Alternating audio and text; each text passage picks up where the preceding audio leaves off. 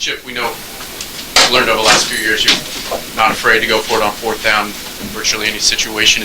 How much is that confidence in your offense that you can get the first down, and how much is it confidence in the defense? It's both.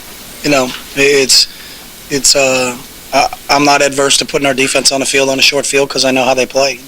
I think it's got to be both. It can't be just total confidence on one side.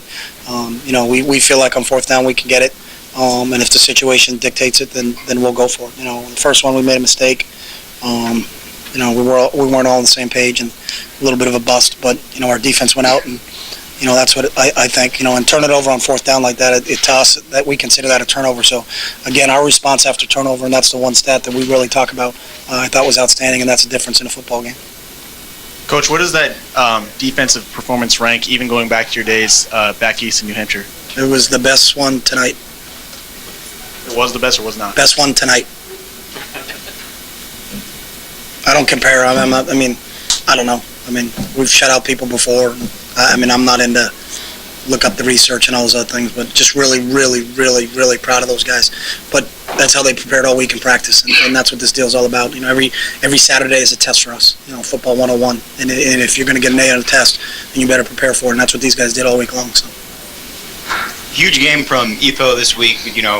Multiple defensive stops, the interception for the touchdown. How big was that performance tonight? Really big. And I think like any secondary kid, you got to have a short memory because he had a couple pass interference calls, but bounced back from them. And we always preach about playing the next snap, and Efo certainly did, and really happy for him. And he was a lot like Braylon and Dwayne last year as a true freshman. Just the game was never too big for him, and now you got a kid that played in 14 games for us last year, and now he's got 4 under his belt. He's got 18 games under his belt, and he's still a sophomore. So real happy for him, and that's what we thought we had when we first got him here a year ago in August, and it showed up again tonight. So. Coach, could you talk about Colt's performance and the decision to use him in that capacity? Was that based on giving them a wrinkle that obviously wasn't on tape before?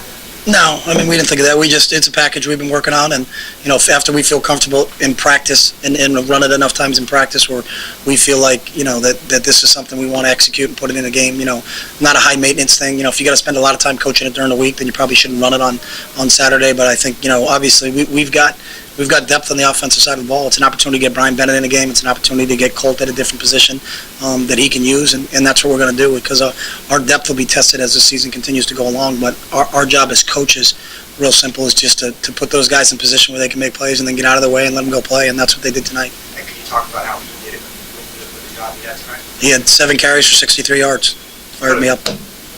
I was jacked up. Chip. Yeah. 6 times into the red zone, and you held. Talk about your red zone defense.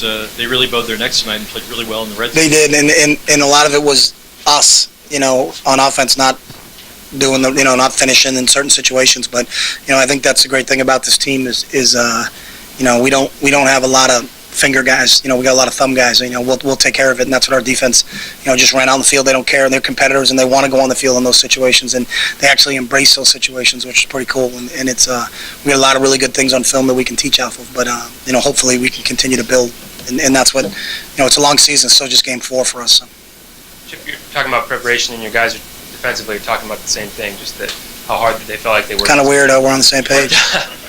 What's your confidence level when you get through to the end of a week of practice that you kind of know what to expect from guys? I don't know if you expected 49-0 or if you expected them to have a shutout effort, but what's your confidence level in that regard once they put together a week like that? Yeah, I don't. And it was a good question, Rob. We don't put a point total on it or think about it that way. But it's it's almost like you studied really hard for the exam and you can't wait for the professor to put it on your desk. And then all of a sudden you get the first question, and obviously probably question 10 through 15 was pretty tough on us because we struggled a little bit, but the second part of the test we breezed through pretty good because you gain a confidence from your preparation, and that's what our guys did, and this group really understands that, and it's a great thing about this game. You get out of it exactly what you put into it, and you can't fake it, and if you try to kind of take the shortcut during a week, then invariably sometimes that's going to come up and rear its head on you on Saturday, and you could tell. I knew Thursday. Challenged them to see what Friday could be like. Friday was really, really good for us. We had great meetings last night. We went for a walk this morning. They were great on the walk. Usually when you go for a walk and then the walk's real good, you get excited about getting to the stadium whatever time they make us kick off. So.